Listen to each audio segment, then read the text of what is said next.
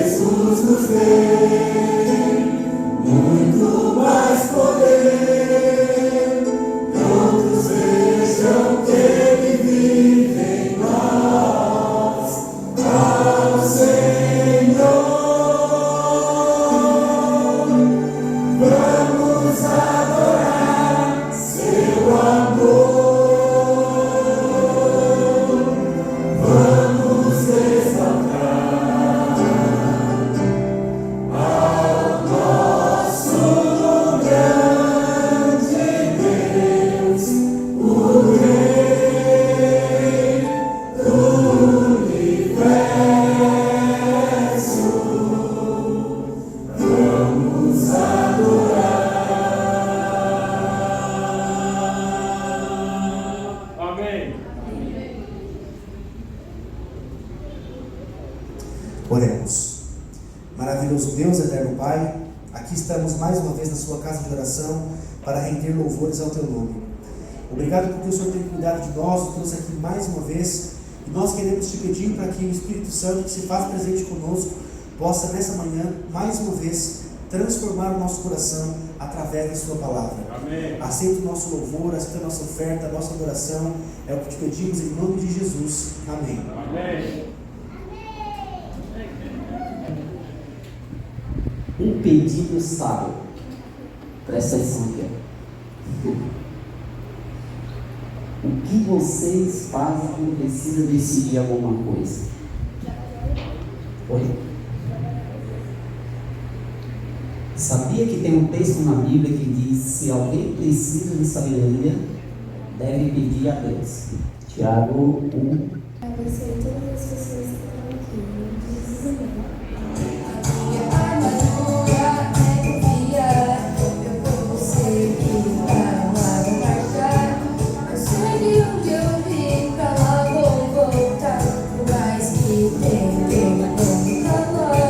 A minha arma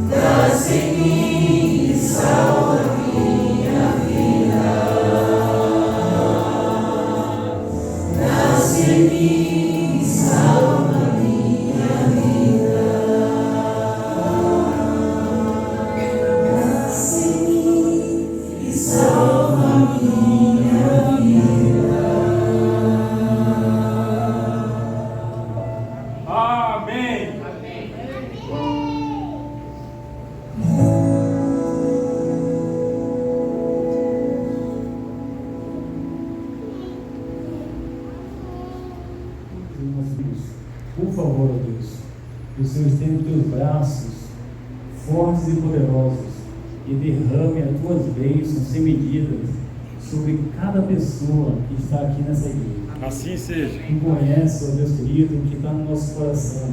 Tu conheces, ó Deus querido, o que nós precisamos para sermos felizes. Por favor, ó Deus querido, em oração, queremos depositar a nossa vida nas tuas mãos, que o Senhor sempre tem o melhor para os teus filhos. Amém. Por favor, ó Deus querido, que possamos fazer desse hino que nós cantamos agora uma verdade em nossas vidas, que possamos nascer a cada dia e que possamos nos tornar semelhantes ao Senhor. Amém. Por favor, ó Deus querido, abençoe essa nossa vida, essa nossa jornada cristã aqui nessa terra. Assim seja. Nós sabemos, ó Deus querido, e nós sentimos que está muito próximo a tua vida aqui nessa terra. É verdade. E quando o Senhor voltar novamente aqui nessa terra, Deus querido, que nós possamos nos achar preparados. Por Que favor. possamos subir e termos um encontro com o Senhor nos ares. Amém. Irmos para o céu e sermos felizes para sempre. Amém. Abençoe a todos nós, é o que nós pedimos, por Jesus. Amém. Amém. Amém.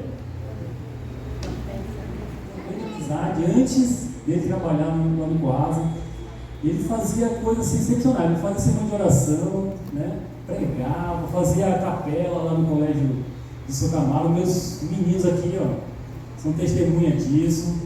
E nós, irmão, temos um privilégio muito grande de participarmos e ouvirmos nosso irmão Luiz, nosso pastor aqui, Luiz, pregando. E vai passar aqui a semana inteira, vai ficar os domingos aqui de setembro e outubro, tá? Vamos aproveitar, irmãos, e vamos permitir que Deus nos abençoe através do pastor. Que Deus te ouça, meu irmão.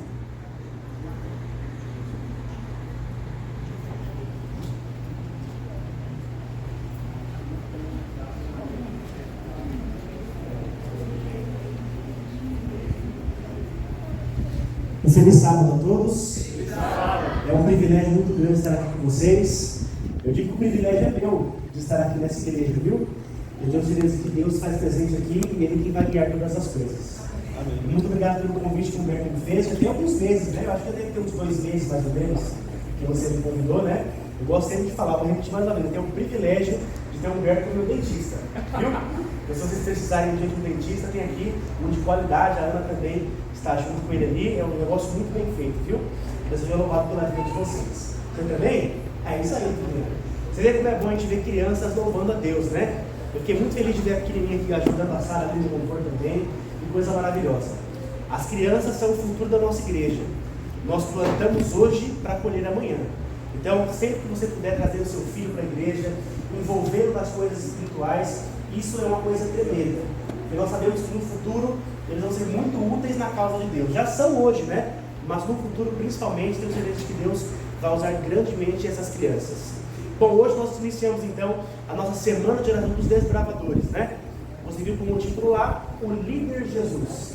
Ao longo dessa semana, então, nós vamos falar sobre a presença de Jesus Cristo, o que Ele fez aqui na terra, como Ele se faz presente na nossa vida, tudo que nós vamos poder falar sobre a vida dele. Eu quero te convidar para um convite especial também. Se você não conhece ainda os livros de Ellen White, eu quero convidar você a ler o livro O Desejado de Todas as Nações, tá bom?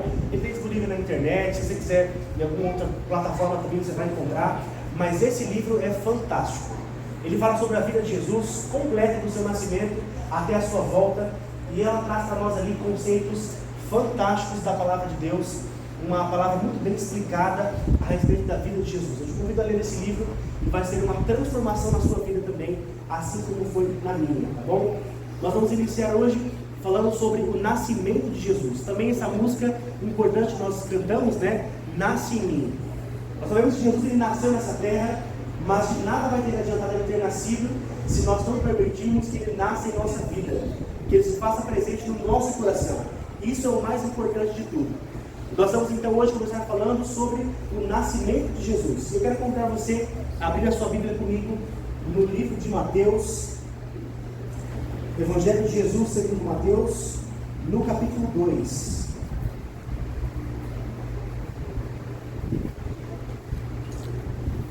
Evangelho de Jesus segundo Mateus, no capítulo 2.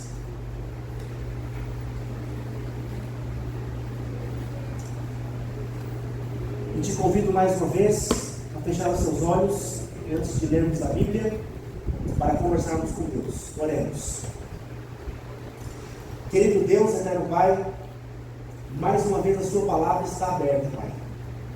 E nós pedimos para que o Espírito Santo, nesse momento, abra também o nosso coração e a nossa mente, para que possamos compreender tudo aquilo que o Senhor preparou para nós. Que possamos, ao ouvir a sua palavra, sermos transformados por ela. Possamos ser reavivados pela tua palavra, transformados pelo seu poder, para que o Senhor possa nos alcançar e transformar a nossa vida. Estamos aqui, Senhor, mais uma vez, dispostos a te ouvir, e desde já então nós te pedimos, para que o Senhor perdoe o nosso pecado, nos purifique diante da tua presença, para que possamos assim, de uma maneira melhor, estarmos preparados para ouvir a tua voz. Cuida, Senhor, da tua igreja, cuida de cada um de nós, é o que te pedimos, não porque haja algum mérito em nós, mas porque te oramos em nome de Jesus. Amém.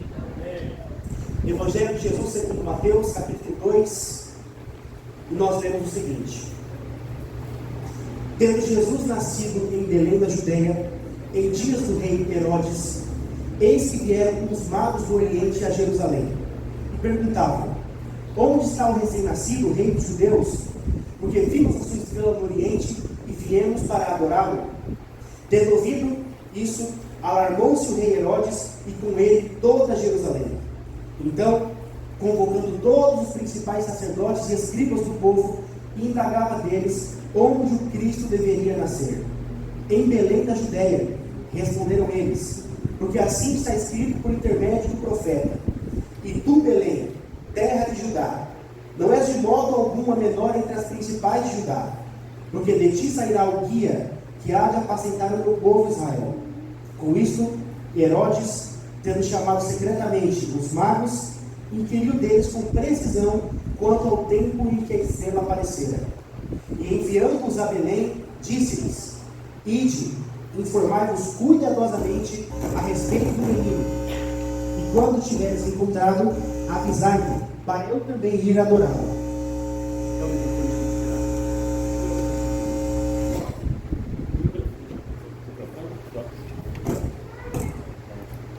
Vamos a partir do versículo 8. E enviando-os a Belém, disse-lhes: Ide, informar-vos cuidadosamente a respeito do menino, e quando tiverdes encontrado, avisai-me para eu também ir adorá-lo. Depois de ouvirem o rei, partiram, e eis que a estrela que viram do Oriente os precedia, até que chegando, parou sobre onde estava o menino. E vendo eles a estrela, alegraram-se com grande e intenso júbilo.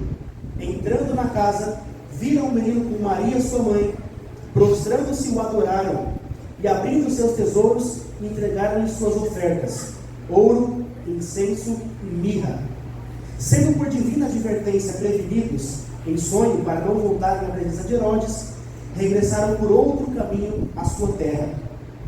Tendo eles partido, eis que apareceu um anjo do Senhor a José em sonho e disse: Dispõe-te, toma o menino e sua mãe, foge para o Egito e permanece lá, até que eu te avise, porque Herodes há de procurar o menino para o matar. Dispondo-se ele, tomou de noite o menino e sua mãe, e partiu para o Egito. E lá ficou até a morte de Herodes, para que se cumprisse o que fora dito pelo Senhor, por intermédio do profeta: do Egito chamei o meu filho. Vendo-se iludido pelos magos, enfureceu-se Herodes grandemente, e mandou matar todos os meninos de Belém e de todos os seus arredores, de 2 anos para baixo, conforme o tempo do qual com precisão se informara dos magos. Então se cumpriu o que fora dito por intermédio do profeta Jeremias. Ouviu-se um clamor em Ramá, pranto e grande lamento. Era Raquel chorando por seus filhos, e inconsolável porque não mais existem. Tendo Herodes morrido, eis que um anjo do Senhor apareceu em sonho a José no Egito e disse-lhe: dispõe-te, toma o menino e sua mãe e vai para a terra de Israel, porque já morreram os que atentavam contra a vida do menino. Dispôs-se ele, tomou o menino e sua mãe e regressou para a terra de Israel. Tendo, porém, ouvido que Arquelau reinava na Judeia, em lugar de seu pai Herodes, temeu ir para lá e, por divina advertência, prevenido em sonho, retirou-se para as regiões da Galileia e foi habitar uma cidade chamada Nazaré, para que se cumprisse o que fora dito por intermédio dos profetas: ele será chamado Nazareno. Essa aqui é uma bela história que nós encontramos a respeito de quando Jesus nasceu.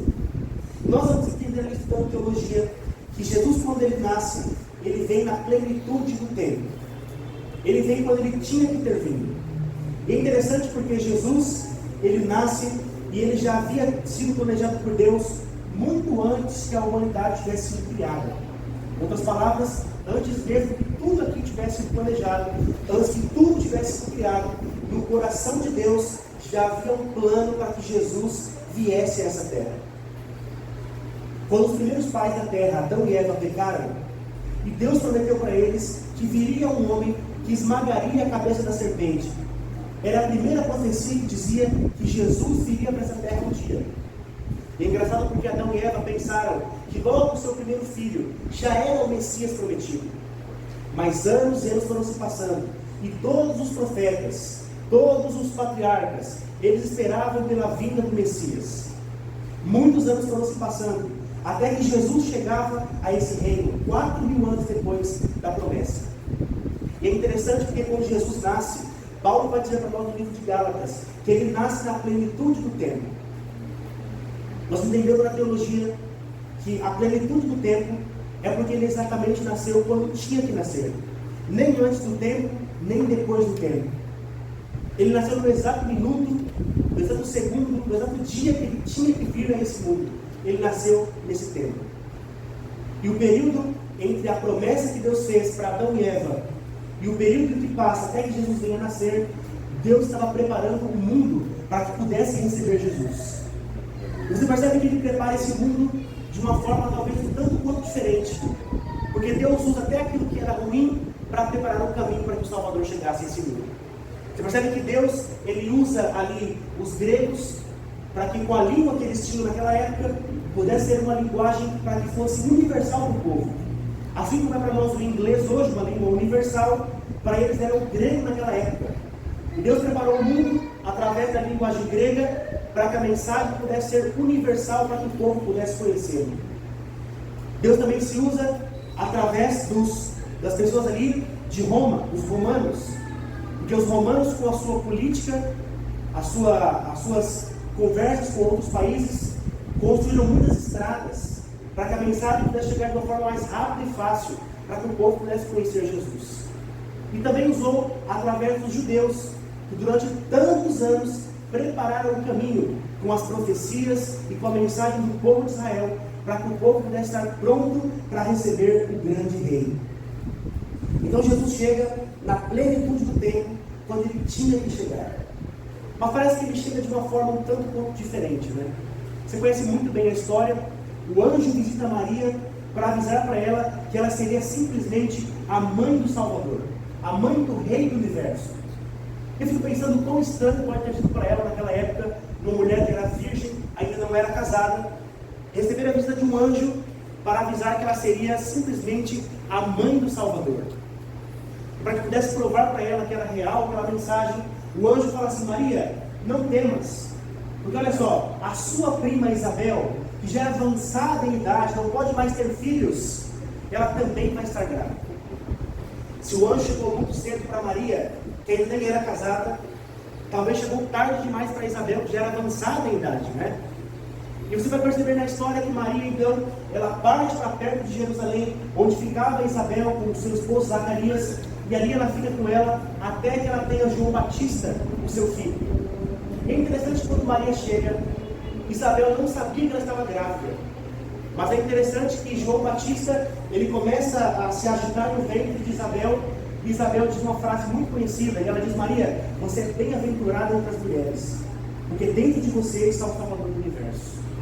Ela reconheceu naquele momento que o Salvador já estava a caminho. Jesus já estava a caminho do universo. E é interessante, nós percebemos que desde sempre, ele foi reconhecido pelas pessoas. Então Maria, ela fica ali um tempo com Isabel, João Batista nasce, então ela volta para a sua terra, onde Jesus vai ali ser próximo do seu nascimento. Mas quando ela volta para casa, uma barriga já um pouco notória, as pessoas ao verem aquilo, possivelmente com um preconceito tremendo, olharam para ela com olhares de julgamento, olhares de repreensão, e eu fico imaginando o sofrimento que ela teve naquele momento, de passar por um momento difícil, estando grávida, ainda sem estar casada com José. Aquelas pessoas que sabiam do conhecimento judaico, tinham ali a religião como regra, sabiam que uma virgem, uma mulher que não era casada, não tinha como estar grávida.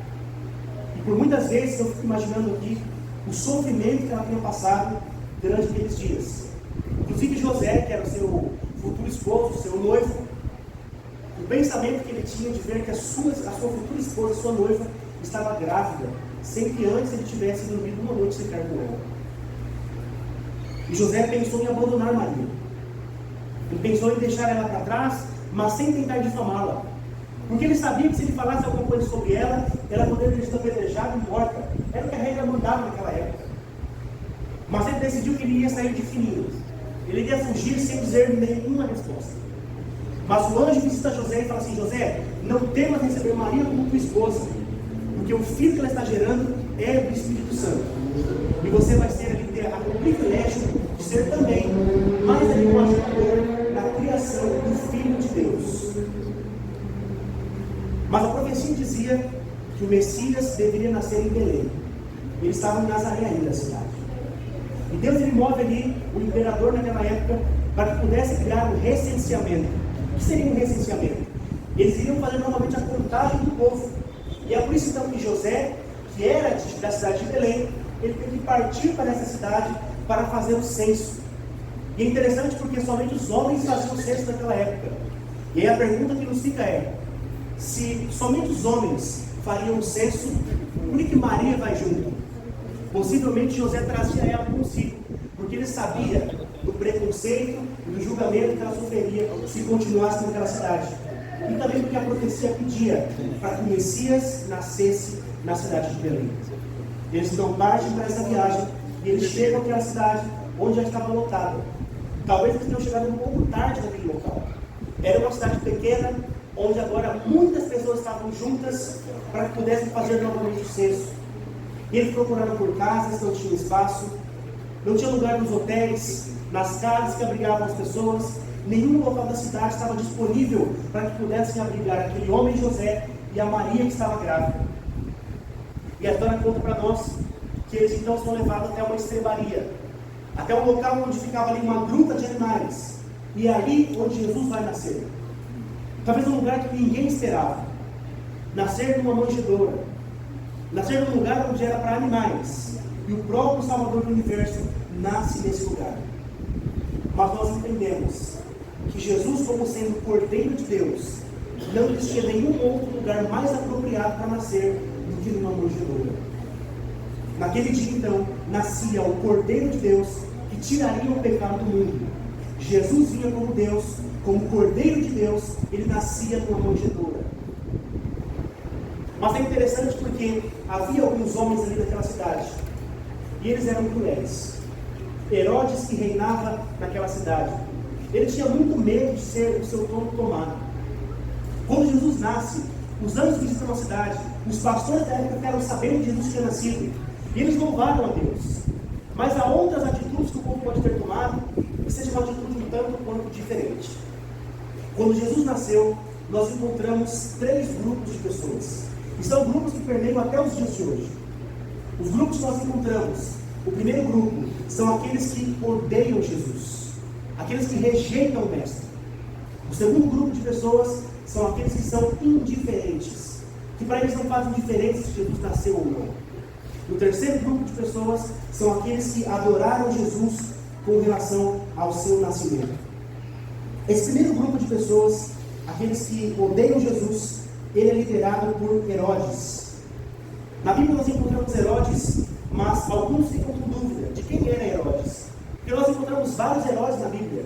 Nós temos Herodes o Grande, nós temos Herodes Agripa, temos 4 tipos de Herodes na Bíblia.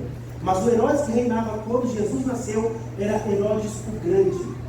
Ele começou o seu reinado mais ou menos 40 anos antes que Jesus nascesse. E ficou um pouquinho ali enquanto Jesus tinha nascido também. Mas ele era um rei implacável. Ele tinha feito boas coisas também, mas era um rei que não tinha muita aprovação do povo. Porque imagina só, as coisas boas que ele tinha feito, por exemplo, foi ele quem ajudou a construir o grande templo que as pessoas serviam a Deus. Ele ajudou com dinheiro para que o templo fosse construído. Ele construiu um porto na cidade para que a importação e exportação pudesse acontecer. Ele construiu um local de refúgio que os judeus usaram quando teve a destruição de Jerusalém. Ele fez muitas coisas boas, mas era um homem completamente difícil de se lidar.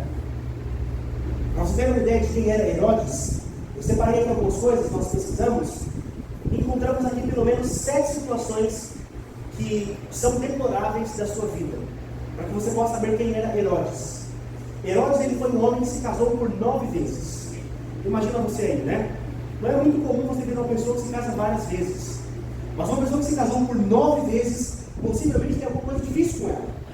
Por 9 vezes Herodes tinha sido casado. Herodes, por ter medo de perder o seu cargo, ele mandou matar cerca de 40 pessoas que podiam vir a ser o rei no lugar dele. 40 pessoas foram mortas por medo que ele tinha de perder o seu trono. Uma das esposas que ele tinha chamava-se Mariana. E porque ele tinha muito medo da concorrência da família de Mariana, ele mandou matar todas as pessoas da família dela. Imagina só. Herodes também ele colocou o seu sobrinho para ser sacerdote em Israel. Ele era ainda jovem, adolescente, mas era um jovem muito para frente. As pessoas gostavam dele, porque ele ficou com muita inveja daquele menino, ele mandou enforcá-lo até a morte, morreu estrangulado, só porque as pessoas gostavam dele. Então a sogra de Herodes, com medo do jeito que ele era implacável, ela decidiu fugir. E ele mandou ir atrás dela, e mandou matar a sogra também. Um homem totalmente difícil. Essas notícias chegaram até os líderes de Roma, e ele foi chamado para ser julgado. E ele teve que sair da sua casa e ir até uma outra cidade para ter um julgamento. E no meio da viagem ele ficou pensando: poxa vida, eu estou indo viajar enquanto a minha esposa está em casa. Ela pode me trair enquanto eu estou fora. Ele mandou alguns soldados voltarem para casa e mandou matar a sua esposa, com medo de ser traído. Ele foi julgado. E às vezes ali para tentar consertar um pouquinho as besteiras que tinha feito, ele falou assim: agora eu vou investir nos meus filhos. Eu vou ser bom para os meus filhos. E mandou para a escola mais cara da região. Pagou o melhor colégio. Mas quando ouviu dizer que os filhos voltariam mais inteligentes do que ele mandou matar os próprios filhos. É por isso que quando nós lemos que Jesus nasce e a cidade inteira ficou alarmada, é porque eles conheciam o rei Herodes. Eles sabiam como esse homem era. E tinham muito medo do que ele podia fazer com a criança. Porque ao ouvir dizer que Jesus tinha nascido, esse homem ficaria com medo de perder o seu trono. E é por isso que você encontra aqui, você pode acompanhar comigo, aqui no versículo 4, ele vai dizer assim, aliás, no versículo 3, ele diz o seguinte: tendo ouvido isso, que Jesus havia nascido, alarmou-se o rei Herodes e com ele toda Jerusalém. Eles estavam alarmados, porque sabiam quem era esse homem. E Herodes estava alarmado porque ele disse: talvez esteja nascendo uma criança que venha tomar o meu lugar. e ele tinha medo que isso acontecesse. Então, versículo 4, ele diz o seguinte para nós: então, convocando todos os principais sacerdotes e escribas do povo, indagava deles onde o Cristo deveria nascer. Você percebe que ele está preocupado em saber quando Jesus vai nascer, como vai nascer, onde vai nascer. E ele chama todos os líderes, ele chama o sinédrio completo, para que pudesse ter uma informação clara a respeito do Messias. E ele chama todo mundo e fala assim: olha, eu quero saber como esse Cristo vai nascer, quem é esse menino, como ele vai nascer, me diga tudo, eu quero saber tudo. E ele chama os sacerdotes, que conheciam a Bíblia, ele chama os escribas, que eram grandes pesquisadores, conheciam muito bem a palavra, para que todos ali unidos pudessem dar uma informação para ele muito bem desenvolvida, para que ele soubesse exatamente aonde o Cristo, que é Jesus, estaria, para que ele fosse atrás. Versículo 5, continua dizendo para nós: em Belém da Judeia responderam eles, porque assim está escrito por intermédio do profeta: e tu, Belém, terra de Judá, não és de modo algum a menor entre as principais de Judá, porque de ti sairá o guia que há de apacentar o meu povo, Israel. Com isso, Herodes, tendo chamado secretamente os magos, e inquiriu deles com precisão quanto ao tempo em que a estrela aparecera. Você percebe que ele consegue ir ainda mais fundo nas suas pesquisas. Ele já sabia aonde o Cristo deveria nascer. Agora ele chama os magos aqui. Para que você saiba, os magos, eles não eram magos como nós encontramos hoje em dia. Os magos naquela época representavam cientistas, talvez ali os astrônomos, é diferente dos astrólogos, né? Os astrônomos, que eram os magos, eles estudavam as estrelas, o sol, a lua, as constelações, era o estilo de estudo que eles tinham. E quando Herodes se encontra com esses homens, e eles disseram para eles, sabiam daquela estrela que havia aparecido, eles sabiam que a estrela tinha algo diferente com ela. A estrela de Belém, que há muitos e muitos anos já tinha sido profetizada, eles se encontraram com aquela estrela e eles estavam indo atrás dela. Quando ele começa a pesquisar sobre a vida, o tempo que aquela estrela tinha aparecido, ele gostaria de saber quanto tempo Jesus havia nascido, porque dessa forma ele podia ter uma perseguição com muito mais força. Ele conseguiria saber a idade do menino, aonde ele tinha nascido, para que com muito mais facilidade ele pudesse ir atrás dele. E você percebe aqui que Herodes, ele tinha um problema muito grande de caráter. Porque quando ele vai dizer para aquelas pessoas, ele diz assim: olha, quando vocês tiverem descoberto aonde ele nasceu, vocês me digam, porque eu também quero ir atrás dele, porque eu quero adorá-lo. Mas era uma grande hipocrisia. E a grande verdade que nós encontramos é que Herodes estava procurando Jesus porque ele queria matá-lo. Ele estava em busca de Jesus porque ele não queria perder o seu trono. Ele tinha medo de perder o trono. E em vez de adorar Jesus, a verdade é que ele queria matá-lo. Ele ia atrás de Jesus para que Jesus fosse morto.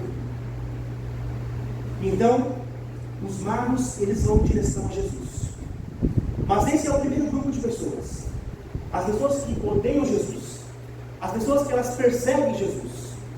Mas é interessante você perceber que todos aqueles que odeiam Jesus, eles têm um fim trágico. O fim de Herodes é simplesmente uma morte, mas uma morte sem esperança. A morte de alguém que não tem esperança de uma vida futura.